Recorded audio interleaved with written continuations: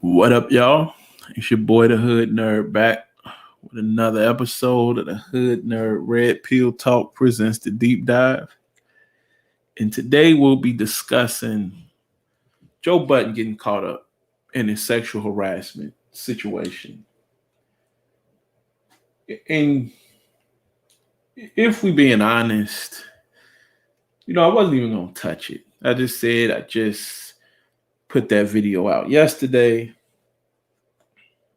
I'm gonna chill out for a couple of days, let my brain go.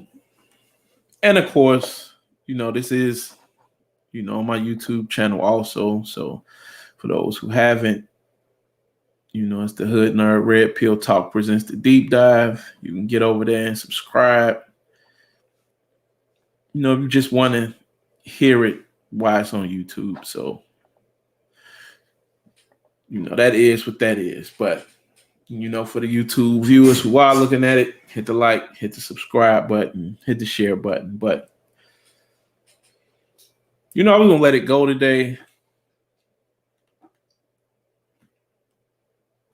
And then I got to listening to all of the men sit and discuss it. And that's when it dawned on me. The simps and the panderers are out again. And yet again, we must protect our Black women. They will be allowed to escape scot-free from this situation. So, if I have to be one of the few voices who will continue to challenge women on these situations and call them on their BS, so be it. Now, before we even get started with it, the video is only 26 minutes long. And the way I break down videos, that could mean this is an hour and a half, who knows? But, at a certain point, men, you're going to have to start understanding that we're on a biased playing field. See, anything can be described as sexual harassment with us. Now, in a normal work situation, work environment, is what Joe did sexual harassment? It sure is. But in the environment they're in, and this is the context people try and leave out of this. This is a raunchy, sexy show where they talk about, oral sex, different type of positions, the size of men's penis that they, would love to be with, those type of things. That's just the vibe of the show. So, for Joe to come on this type of show, he would already, that's just the feel of the room. Now, would I talk to a woman and say, yo, I would love to have sex with you and not in that manner? No, not out in the open like that. But that's not the way I move. Would I be raunchy though on a show like this with women if I was invited on it? I sure would, because that's the environment I'm in. And people have to understand that. If I'm in barbershop talk, you're going to get a different type of guy than what I bring to you guys doing this. If I'm having a religious conversation, you're going to get a different type of guy. If I'm talking to an elder, you're going to get a different type of guy because I'm going to be doing more listening than talking at that point. If I'm having a sports conversation, you're going to get a different type of guy. I'll adjust to the room I'm in. So that being said, that situation is going on. You also have a situation already where these three were like oil and water from the jump. She was already on her way out. Like she really wasn't cool with her co-workers anymore. So be mindful of that when she started telling you, she was taking one for the team, because her and the co-workers was already on the outs. She was talking about her displeasure with the show already. The girls in the group chat, the girls was taking information from the group chat about her back to Joe. So I don't even know if that even brought Joe to get on there and get even more vulgar and silly with it. Like I said, in that environment, would I talk like that? I wouldn't have said what he said in terms of having sex. I wouldn't have said it like that. Would I have been making sexual innuendos in an environment like this, on a show like this? Sure, I would. I wouldn't even lie to you and tell you I wasn't. But that point, the second point, man, you have to start getting to a point and understanding, especially you black men. Every time a woman makes an accusation, we are not guilty until proven innocent. Sit back, let the facts come out, man, and then have an opinion. It's okay to just sit and watch. It's okay if your wife or your girlfriend is upset, or the women on your Facebook page want you to kowtow and pander to them. It's okay. Just, I don't have an opinion right now. It's not enough facts. So, when it's enough facts, I'll weigh in. No matter what everybody said, the Breonna Taylor stuff, I just told you guys when I was doing the Ahmaud Arbery, until I get enough facts, I just wasn't going to talk about it, man. Like, it's no need to have a comment on something when it's nothing out there. I'm not getting ready to just be spitballing at the air. So, with that being said, we'll get started with Miss Olivia Dope. And we'll let it ride.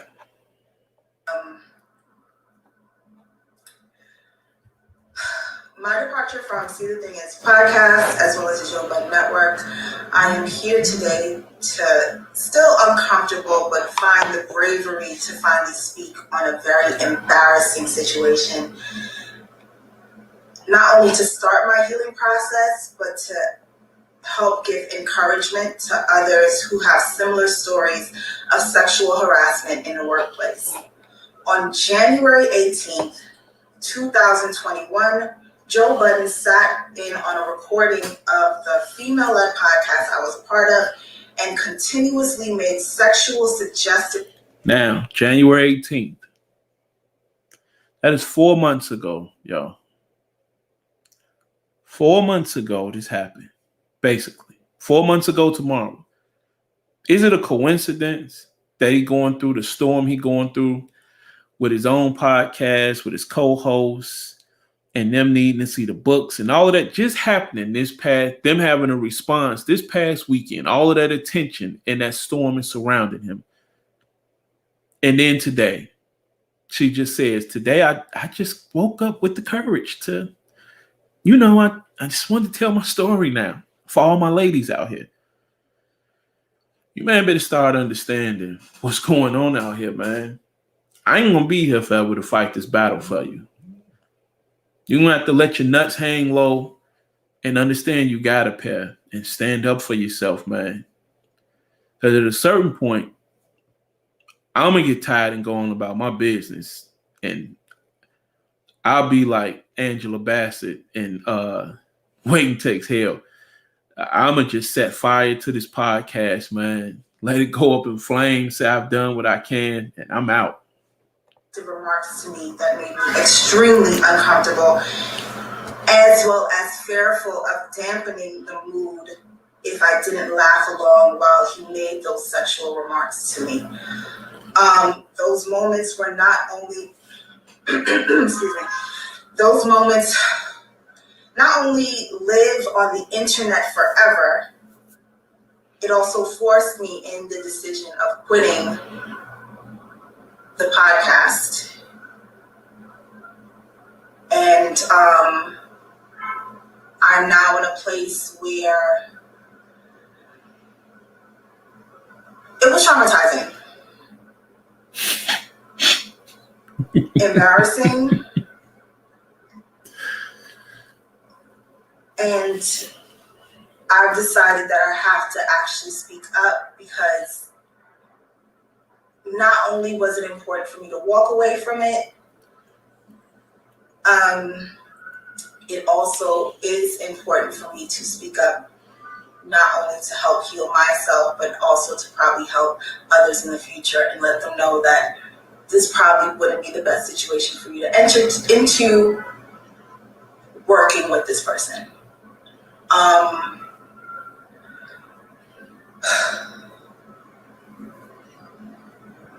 I need a moment. And there it go. I'm sorry. I need a moment.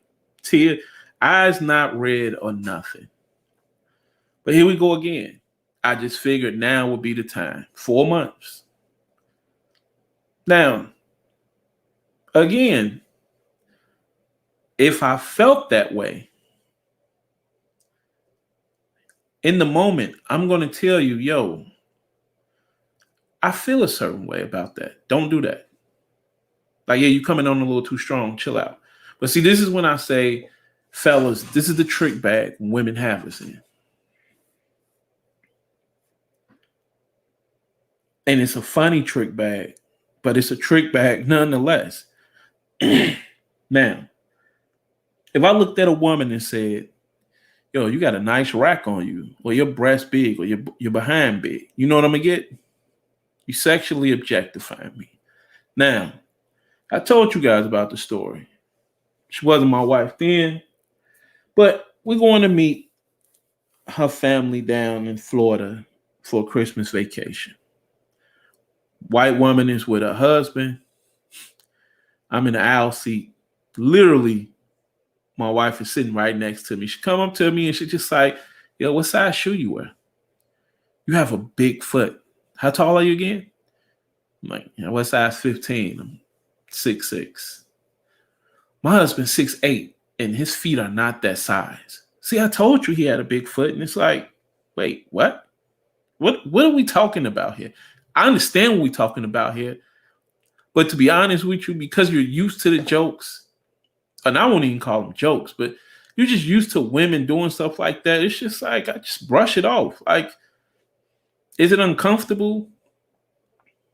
Yeah, I'm 6'6". It's been uncomfortable for 23 years now. Just is what it is. We in Lake Geneva a couple years ago, and we go into a store, and a woman looks at my hands and my arms and just like, she look at my wife and just like, I know he can reach all of the hard to reach places in the house for you, can't you? Can he? And then she give us a smirk. And it's just like, but again, and my wife going this whole rant about, women and especially white women sexually objectifying black men. And it is what it is. But even in the workplace for us, when we come to work smelling good and it's, yo, you smell real good. And they want to get real close up on you. And can I get a hug? And they just want to sniff you. And it's like, ooh, you smell good. If a man does that to a woman, we're creep. We get the fresh haircut, or we got the waves, or the bald head in my case. And they want to come and, ooh, your head feels shiny, or your head is soft or smooth. And they want to rub our head. We do that to a woman, that's it. We understand that already. But we would be looked at as silly if we went and said, yo, I feel sexually aroused with that. The same as when they wear revealing clothes, or not even revealing clothes, but we could just be in the break room, getting ready to go eat. And you go put your food in the microwave. And you get one of the ladies who kind of had a crush on you or whatever, she like you, and she want to walk right in front of you and kind of poke up a hand out into your waist and stare up at you and just like, so you eating alone? And it's like, but these are things men go through. But this is when I say we just in a biased situation at this point. That's the world we live in. You get women who come up to us and just like, ooh, your hand's big. What size shoe you wear? Like, all of these things continue to happen, but women never have anything to say about it. We live in a world as I can do that to you and over sexualize you. Just don't sexually objectify me. Within these past 3 months, I'm gonna just be very frank. Within these past 3 months, after I left, I've been feeling stuck. Mentally, emotionally. I've even had to have a conversation with my daughter on why it's important for you to speak up when somebody crosses a boundary with you? She had to have a conversation with her daughter about why it's important for you to speak up, but you didn't speak up. And you notice how she brought her daughter in it. This is again to garner sympathy. This is how women turn society against you and make you look like a monster every time, man. Even if you're in the right in these situations, they'll end up getting a settlement and making you look like a sexual deviant. Like I said, in Joe's case, would I have said what he said? No. Would I have been flirtatious in an environment like that on a show like that, though? I definitely would have, because that's just the room and that's the environment and that's how the show is. So, but, it just is what it is. Because there is now footage of her mother on the internet with somebody crossing a boundary with her mother. And that's on there forever. And I want to lead by example and let her know that that is not how somebody should speak to you. And that also is a situation where if somebody does cross that line, you have to speak up. So now, my next question. How does someone know they've crossed the line if you never tell them they've crossed the line? Is he supposed to be a mind reader? Is he supposed to be reading? And see, this is something I literally was just talking to my wife about when I was like, it's the trick bag women have put men in when it comes to rape now also. Well, now it's like, well, I didn't say no, but I didn't say yes. But I went along with it because I just felt awkward and weird and I was froze at the moment. So I just went along with it. But now I want to report it as rape. Damn, dog. I mean, like, what you want to do? Well, my body was doing it, but in my mind, I was thinking something totally different. In my mind, I was saying he raped me. So it's rape now. Now we got to go to the police station, and now we have to go into a whole he said, she said, and now you're painted into this picture because that word has been thrown out there. The same as this. Once you throw sexually harassed out there, you throw any of these charges out here on men, they're out here like sexual predators for the rest of the time. Everything that transpired in that episode happened while we were recording. Some of it was edited out. Some of it did stay in there. And I'm going to reiterate the times. The only reason I'm going to play the whole video is so I can let you hear how this all unfolds. Because she's going to play this and portray it one way now. And then her story will start to unfold. As I told you, if you listen hard enough, you'll start to hear inconsistencies in people's story. Stamps of how everything transpired. I'm going to go ahead and start from 13 minutes and 48 seconds. Joe calls me out by saying, I've never reached out to him privately or personally. This information is important to this entire scenario because it proves my lack of familiarity with this person. And that is what makes everything that transpired after that. Now, what she's saying now, this is all lawyer talk and a feminist gynocratic therapist has helped her form all of this now. But all you have to do is just listen to the way she's getting ready to break it down. So uncomfortable.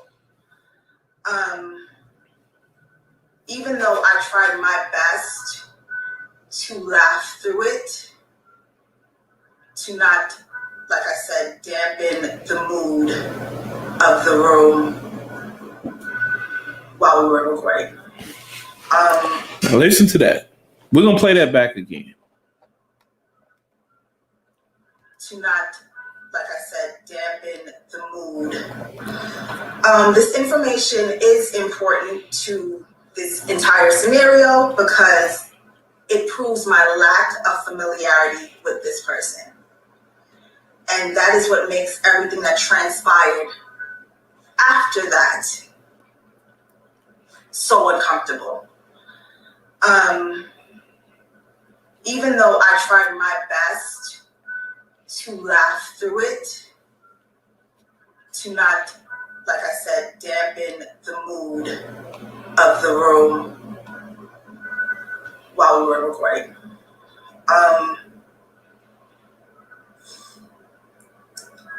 At 14. Now, before she carries on, how is he supposed to know he offended you if you don't say I'm offended? If we're having a conversation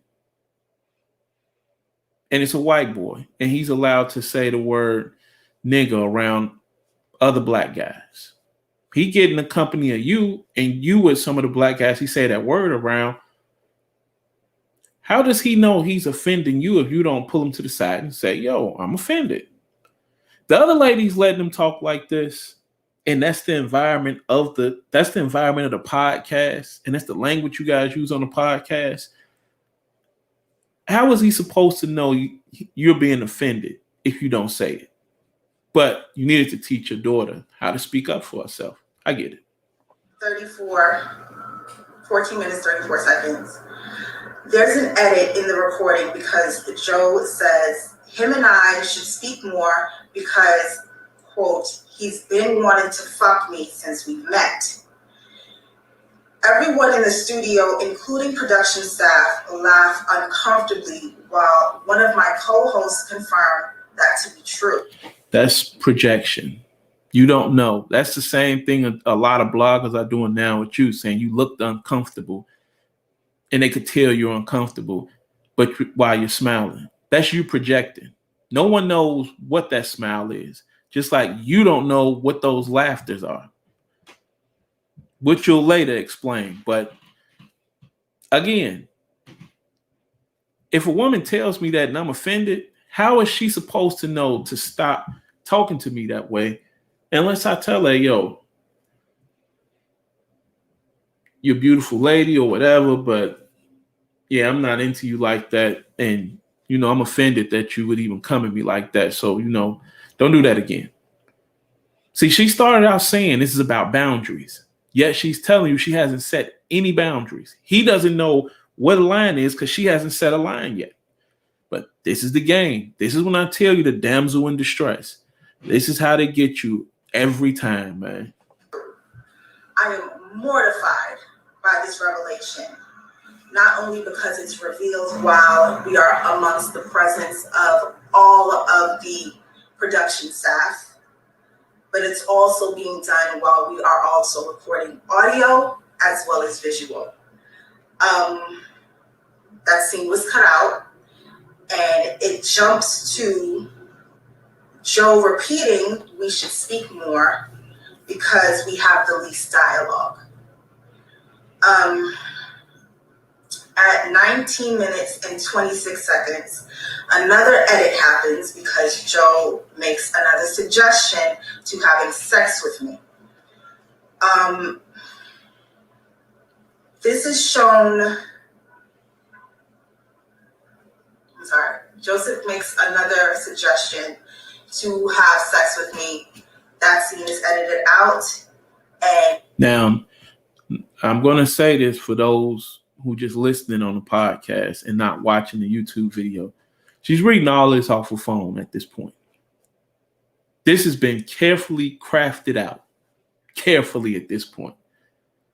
Now, she told you I was mortified. How dare he? How dare he not if you didn't tell him? If you didn't tell him the first time, and that's the mood of the room, and that's the vibe of the room already, why wouldn't he keep making sexual jokes? How is he supposed to know if you don't say anything? What is shown is right after that is me closing my eyes, saying no, and then he says, never mind.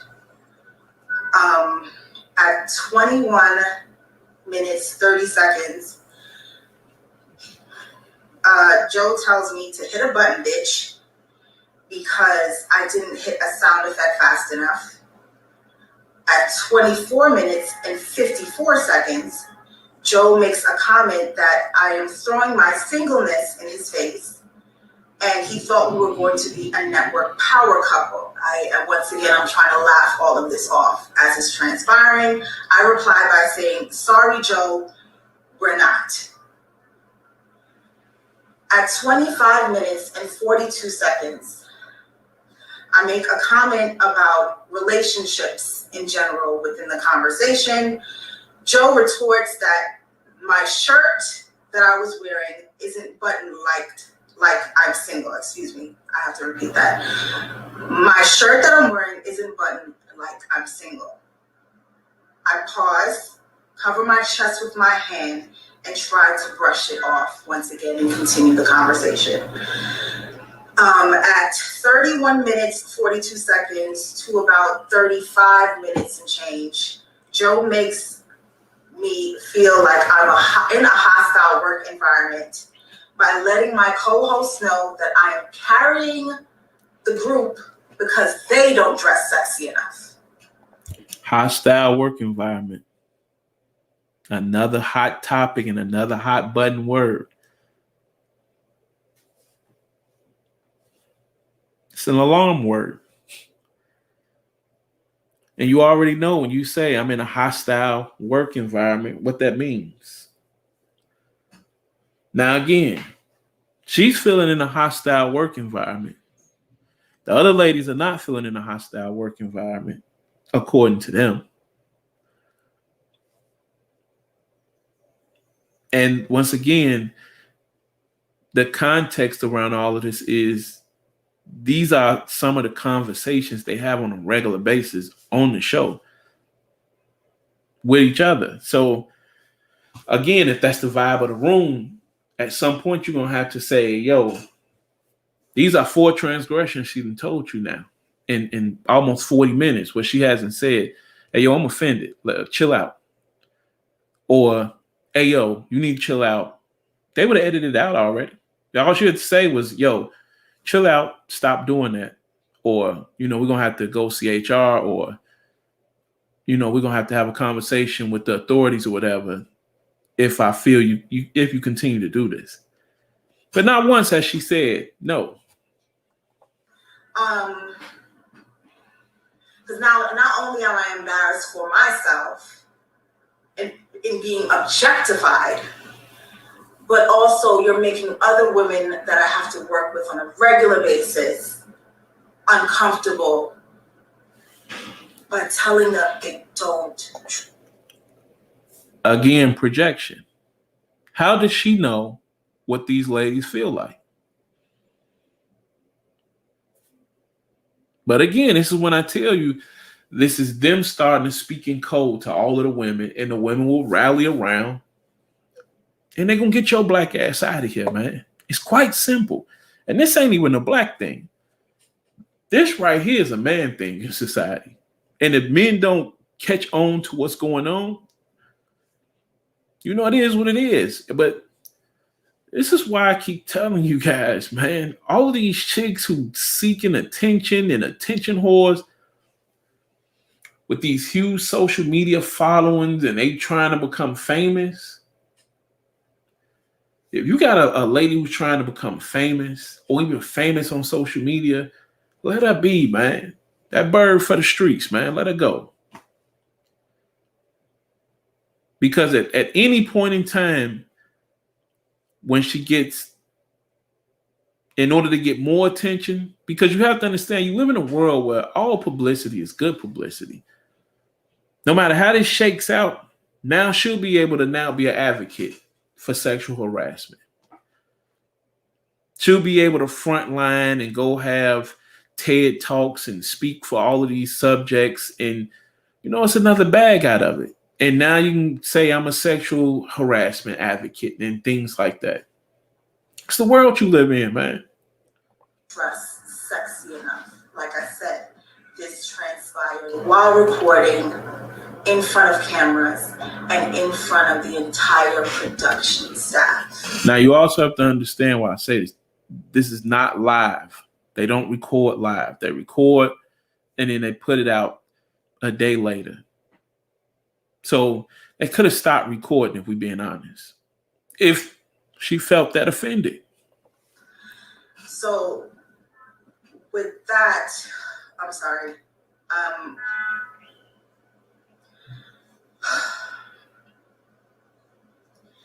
I pretty much react by looking away and looking down in discomfort several times, because he has also said this in the past, and it actually created a passive aggressive and competitive environment with myself.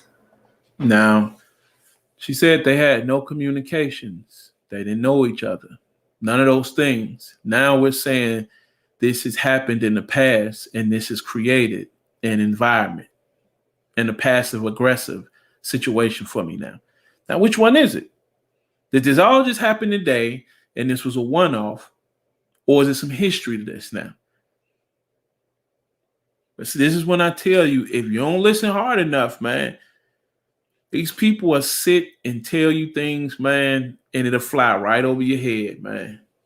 That's why one of my new lines is don't let that go over your head, man. Shout out to my man Next Gen.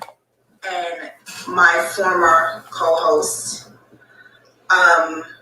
where she admittedly attempted to shut down every idea I brought to the table because it wasn't well received by Joe and Ian, his business partner.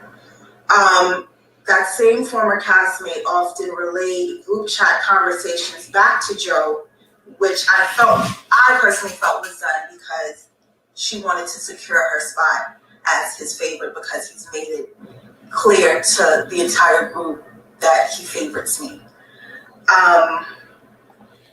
Now he's made it clear to you he favors you, he wants you, all of these things. But you was unaware of these things, when that episode happened. Remember? These things floored you, mortified you to hear these things. Yet now you're saying, my castmates, they felt awkward, and everybody had awkward laughs and all of this. And now you're saying, my castmates, I don't really rock with them like that. It's jealousy amongst the ranks. We catfighting and infighting. So this is when I tell you, man, they will eat you up and spit you out, man. Eat all the meat off the bones like vultures, man, and hyenas. Same way they did Mufasa, man.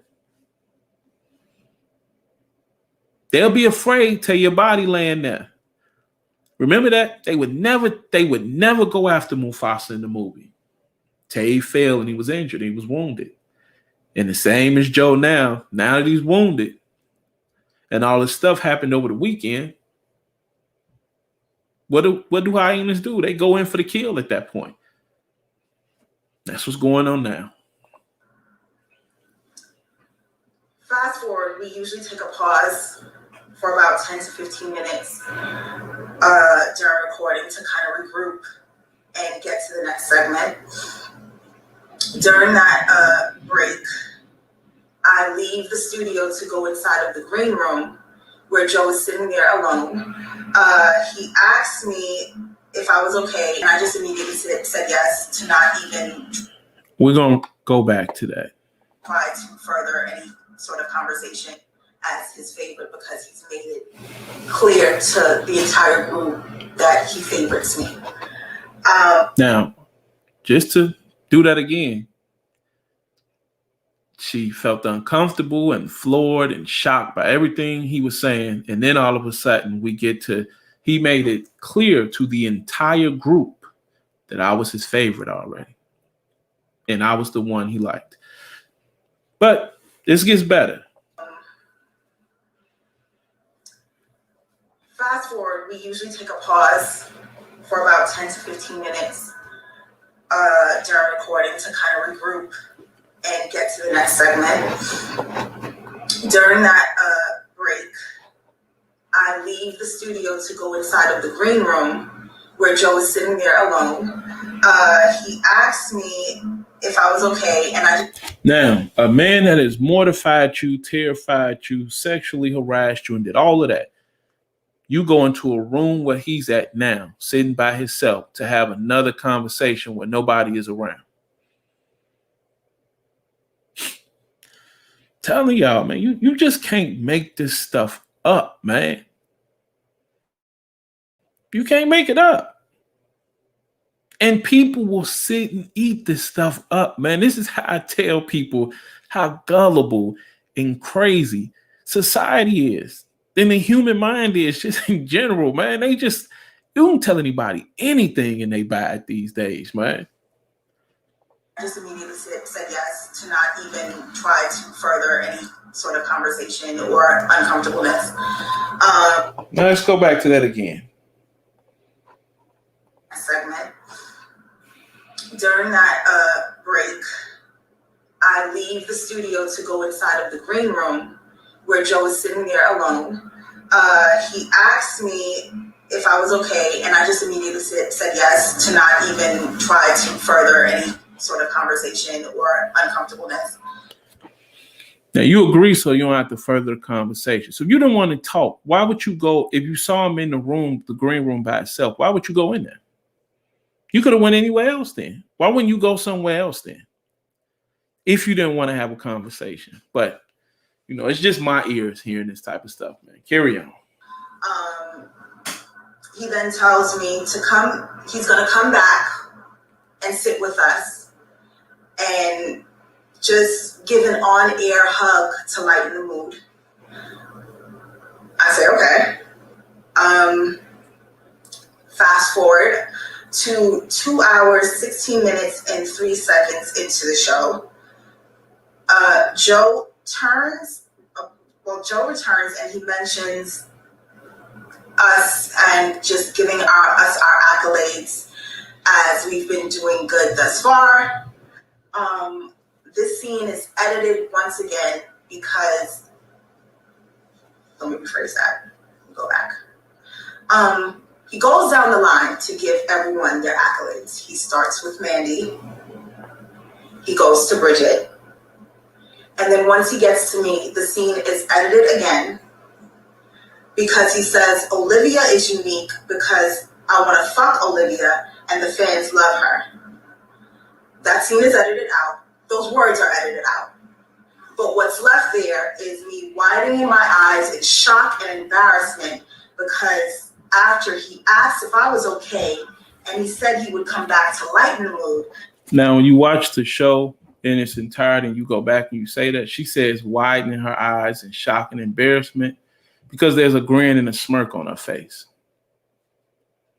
So now, in order to describe that, we'll say shock and embarrassment as if I was blushing. But again, this is the 5th time now she hasn't said anything to him. But she's telling her daughter about standing up for yourself, taking a stand, and having a conversation with her daughter about boundaries. These are our leaders, though. I didn't think he would once again reference to wanting to have sex with me. At 2 hours, 17 minutes, and 5 seconds in the timestamp, Joe asked if he can give me an on-air hug. My co-host said yes, they insist, and I slowly get up to hug him. Still apprehensive, I give him a hug somewhat of a distance to kind of hug, no pelvis there. It's unbeknownst to me until I actually watched back the episode that he was moving his hips while he was hugging me. I laugh uncomfortably because I don't know what else to do at that point. It's nervous laughter at this point. Now, she said she didn't even know until she watched the video that he was even doing all that. So you laughing uncomfortably had nothing to do with any of that. And again, if you didn't want the hug, all you had to say was, I'm good. And there go the dog barking, my little angel. But like I said, if you don't want to do the hug, all you had to say was, no, I'm good. So now that's advance number 6 or 7 that she didn't shut down. And then she then doubles back and says, I didn't even know he was doing all of that until I saw the video, which means now somebody had a conversation with Olivia Dope and told her, yo, get a sexual harassment lawsuit for what happened today. Because there were women the second this episode aired who was screaming, this seemed like sexual harassment. So now, what do we get? Someone who was smiling and laughing at all of these gestures now comes out and says, yeah, these were all uncomfortable smiles, though.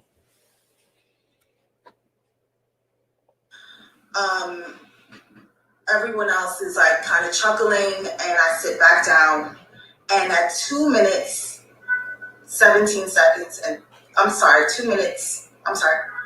I'm trying to like just get all this out because you're lying. That's right. You're a liar.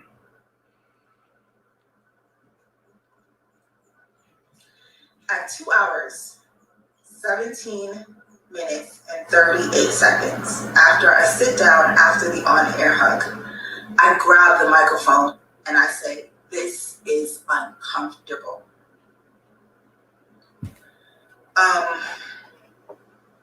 That's pretty much the end of the episode that was recorded. After the recording, Joe was asked while he was still in the room with everyone if he wanted to delete the parts he made where he made passes at me. He said he didn't care. As long as I'm fine with it, then the entire room pretty much looks at me and said I should say I'm fine with it too. Feeling pressured, I say I'm fine. A few minutes later, I was called back into the studio. Now again, you hear this.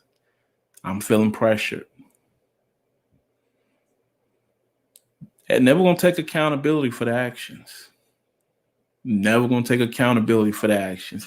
All of these things was everybody else's fault, except for the person who was supposed to. It's everyone else's fault, except for the person this is happening to. The person this is happening to has yet to say at any point in time throughout these 15 minutes of her talking to say, yes, I told Joseph, do not address me that way.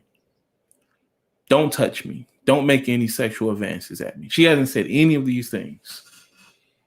It's everybody else's fault. It's peer pressure. It's Joe's fault. It's the environment's fault. It's the weight of the podcast on my shoulders. It's all these things. It's their fault. It's not my fault. To see if I wanted to hear the unedited version again and decide if I really want to keep it in there. I listened to it again, and in my ears, it sounded like everybody was laughing. So who am I to say this needs to be taken out? I don't have much say in the situation. I've already been belittled in this situation by being sexually harassed and objectified. Because just to break from me having these bullet points, at the end of the day, that's what sexual harassment in the workplace especially is.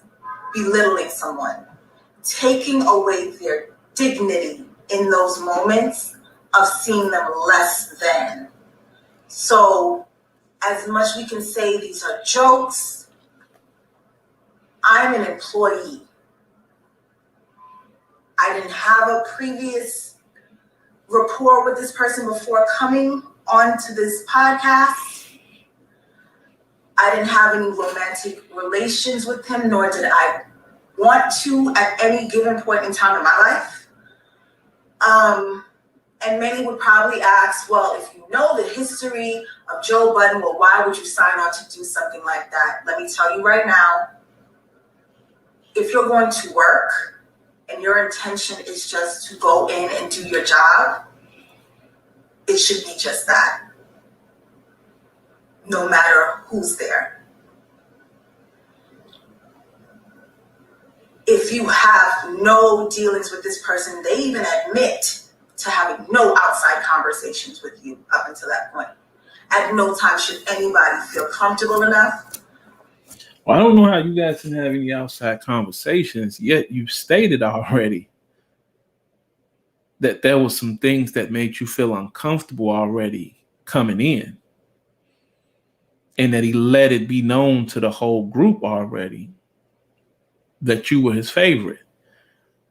So if he let it be known to the whole group, that meant you too.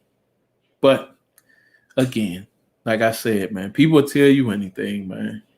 To say anything of that nature to you.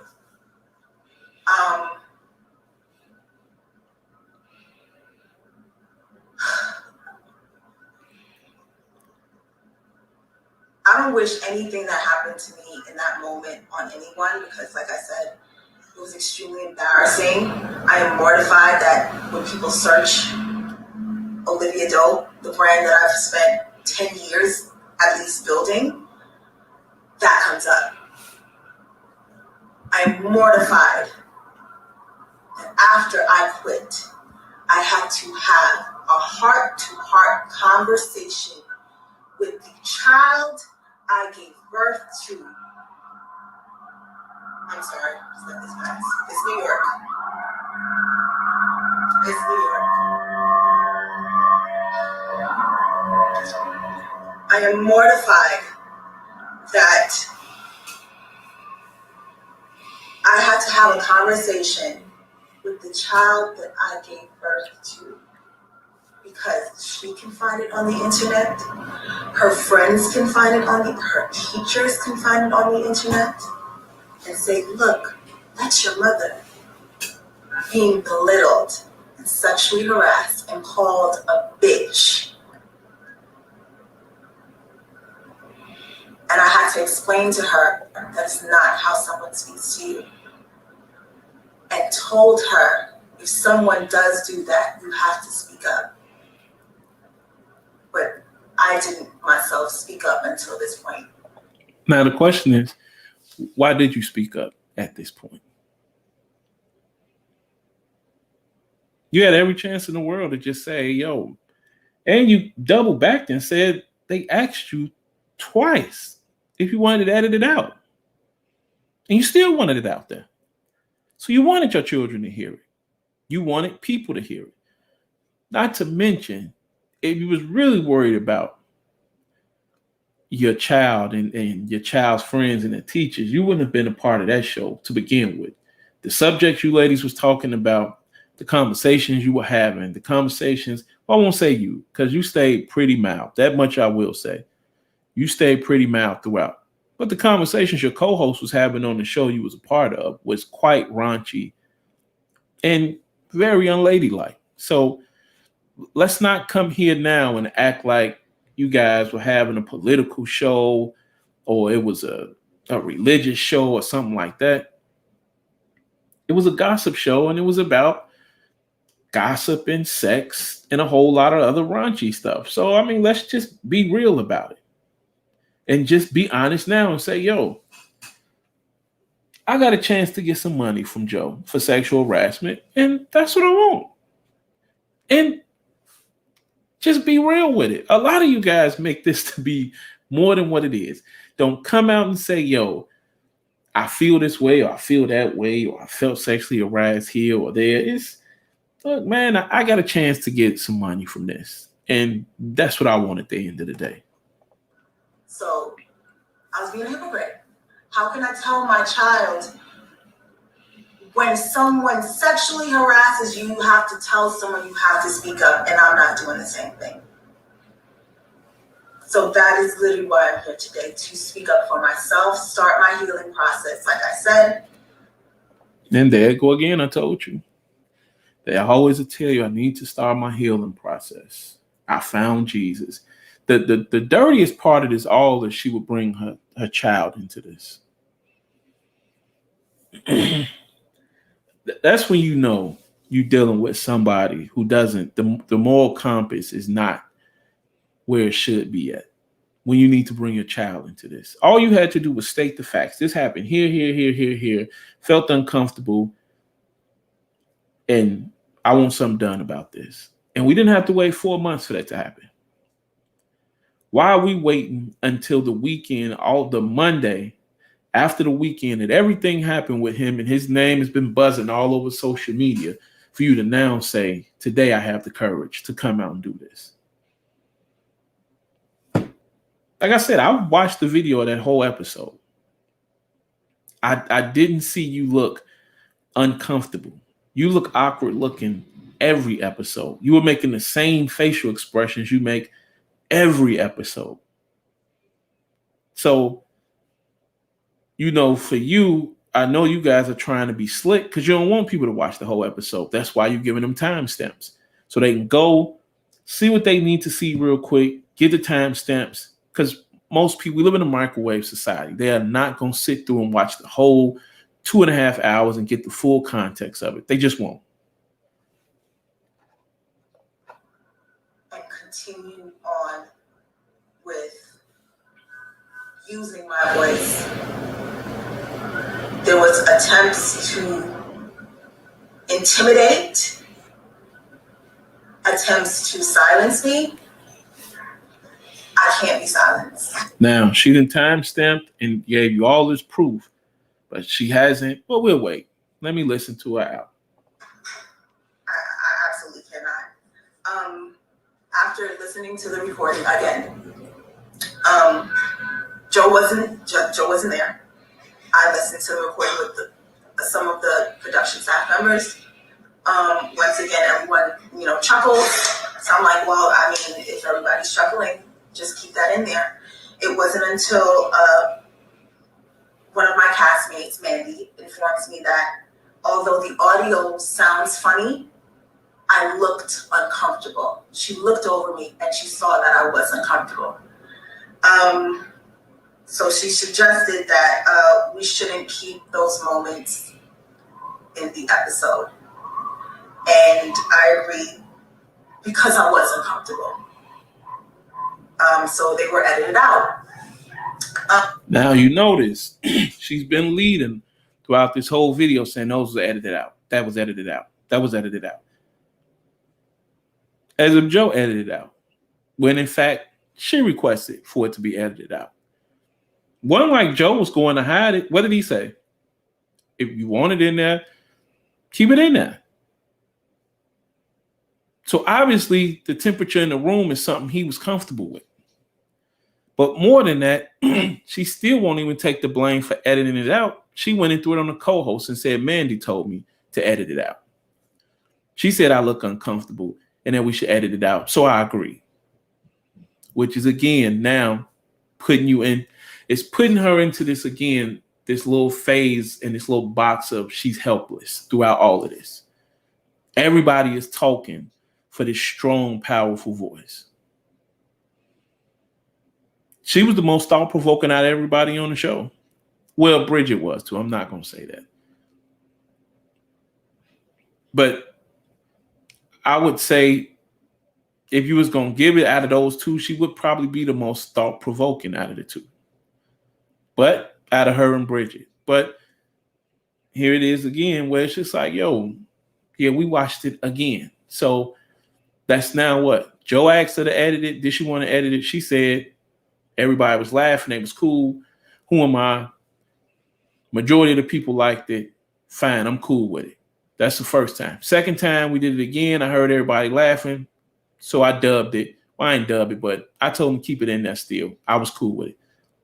Then it happens a third time. I go listen to it again. Now all I need is one voice, Mandy, to say, you looked uncomfortable though. We should take it out. Okay, yeah, let's take it out. But whatever, man. I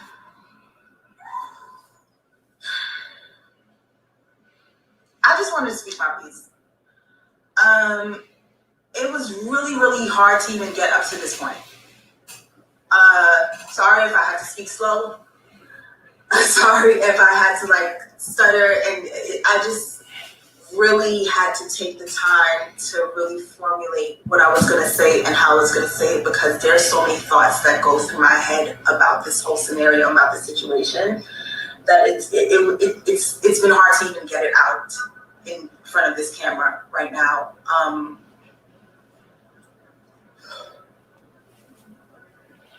At this point in time, I just recommend any woman that thinks about working with this person in any capacity, please think again. I should have walked into the situation doing a bit more research on how work environments are with him. I should have taken heed to the accusations that have been in the past, even though they are more so in his personal life.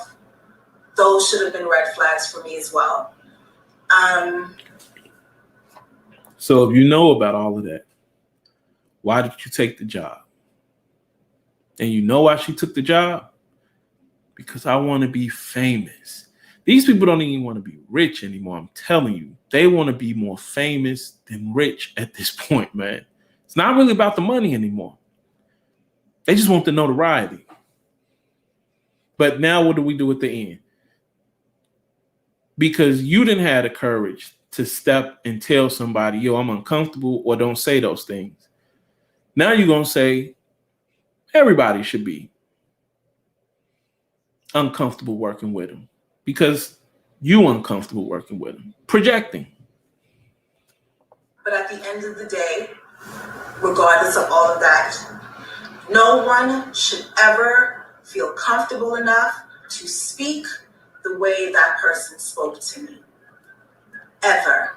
No one should ever feel comfortable enough to make a workplace environment completely hostile and toxic the way that person did.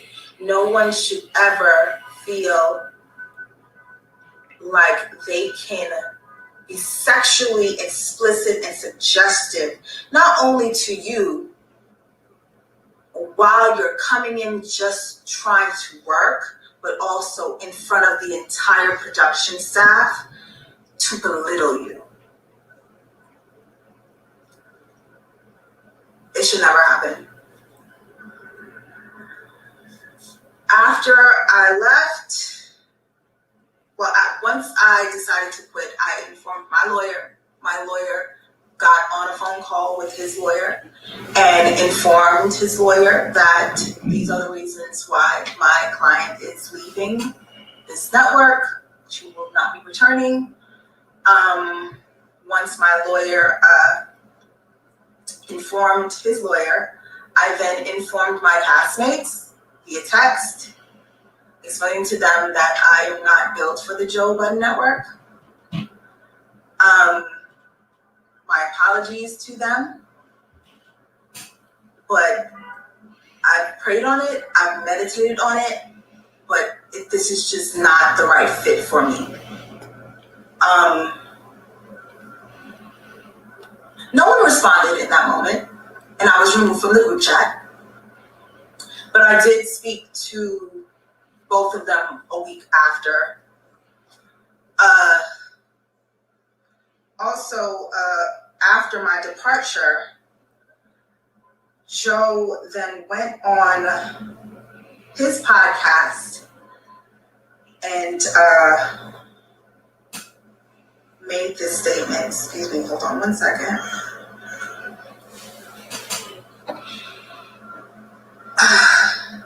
Joe made this statement on his podcast. Nothing is here. Looking like a baddie. Shit. HR, Joe. HR. I need to be like Russ. If Russ was ever hiring women, nah. I'm gonna fuck that bitch.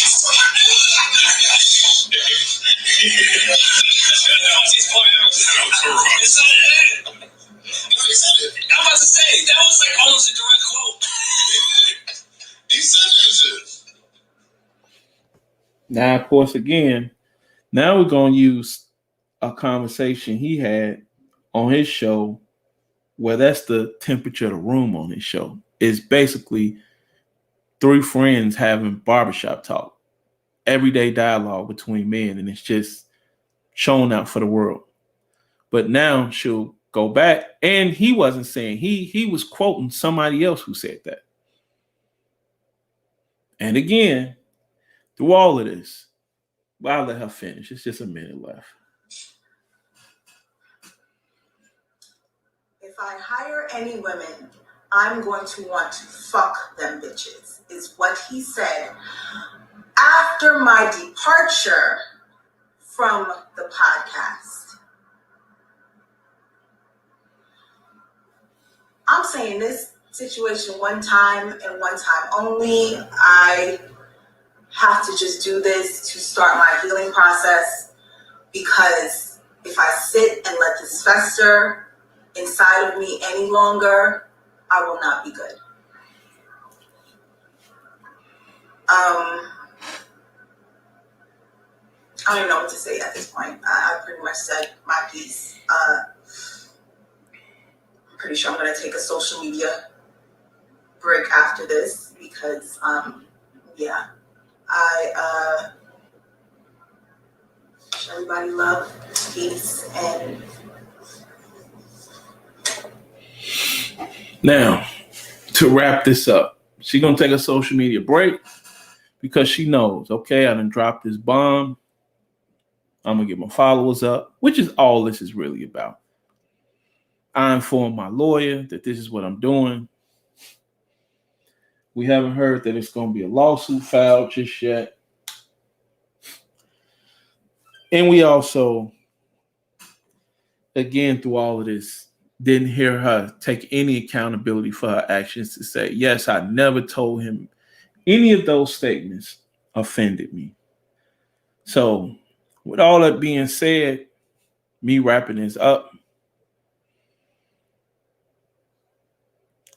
if they were in a different environment, would I consider that sexual harassment what Joe did? I sure would. But with the way the environment of the show and the way that room is and how they talk and vibe with each other on that show, no, I wouldn't call it sexual harassment in that environment. Now, in a regular 9 to 5 suit and tie, blue collar, white collar type environment, sure. But when you're saying conversation, you're talking about a place where you guys have to communicate with each other. That's the job, is to talk to each other. And the content is usually about sex or vulgar language is being used and all of that on a regular basis there. I don't know what you really wanted from that. Then to throw your daughter into all of this to try and garner sympathy, it just was a trash move. It's all the way around a trash move. Then for you to keep trying to look in the sky to get your eyes to get red so you could try and get some tears to drop down. For you to wait 4 months and wait till the weekend of him having all of this publicity surrounded around him, and then you drop this when you quit, a month ago already? This episode was 4 months ago. 4 months ago. And we just not hearing about it. You haven't started to heal just yet. You was worried about being a role model for your daughter and the things she would hear, but you wasn't worried about the content of the show you was on a day-to-day basis. All I can tell you, men who pandering for all of this, man. And see, I didn't even want to do this because Joe done turned into a panderer for all of this. He's another guy who gets into this, we need to believe our women no matter what. And, these men need to prove that they're innocent. So, on one hand, I kind of believe, and I won't say believe. Is he getting what he deserved at this point? He sure is. Because it's the same as OJ. It's the same as Michael Jackson. It's the same as RP when Kobe got in trouble. If you want to play away games with everybody else, and then when stuff go wrong,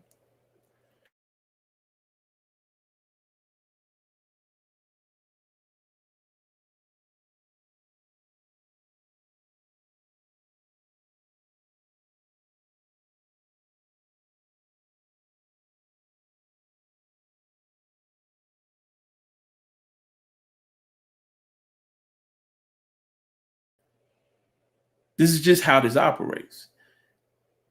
This happened with the Ray Rice situation. All of the good work Ray Rice did. Now, him hitting his wife, was it foul? Sure was. But if they had gone to counseling, they haven't had any more hiccups. That was the first time they both said that happened. Everybody make mistakes. But when these feminists come, they come for blood. They don't want nothing left. They think you are irredeemable when you do certain things. Now, when they do what they do is, and what else can I do but apologize? Please forgive me. See, when you get the woman who killed, I think his name was Botham John, and you get these two, you get his brothers to get up there and this, you are a sister and we love you and all of this and we forgive you. It's always dudes and it's always black men pandering, man. Y'all disgusting, man. And I truly am disgusted with y'all. It's your boy, the Hood Nerd, man. I catch y'all when I catch y'all. I'm out, man.